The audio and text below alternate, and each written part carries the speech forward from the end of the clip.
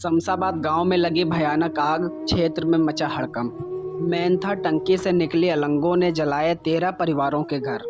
सीतापुर जनपद के तहसील महमूदाबाद क्षेत्र के अंतर्गत शमशाबाद गांव में मेंथा टंकी से अलंगे इतनी ज़्यादा उठी कि 13 परिवारों को जलाकर तहस नहस कर दिया। हालात आग लगने से ये हुए कि घर में रखे राशन और कृषि यंत्र भी आग की लपेटों से न बच सके।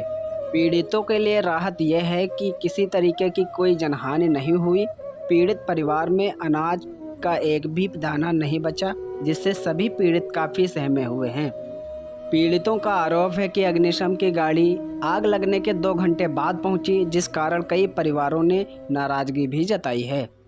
शमशाबाद गांव में रहने वाले प्रेम सागर की मेंथा की टंकी जो गांव में लगी है, जिसमें मेंथा की पेराई चल रही थी, वहीं के लोगों ने जानकारी दी कि बच्चों की शरारतों से आग अलंगों में बदल गई और अमर सिंह पुत्र सुरेश के घर की खिड़कियों से होकर पड़ोस के अर्जुन पुत्र महेश्वर के घर को जद में ले लिया।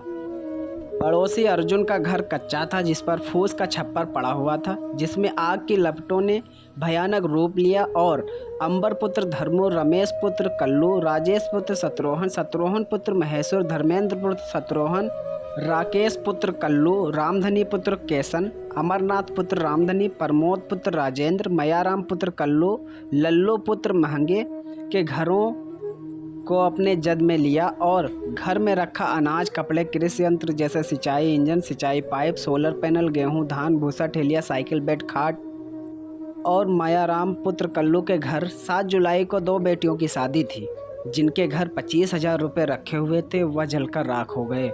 दहेज की कुछ सामग्री भी जल गई। वहीं अंबर पुत्र धर्मो के घर रखे 10,000 रुपये जल गए।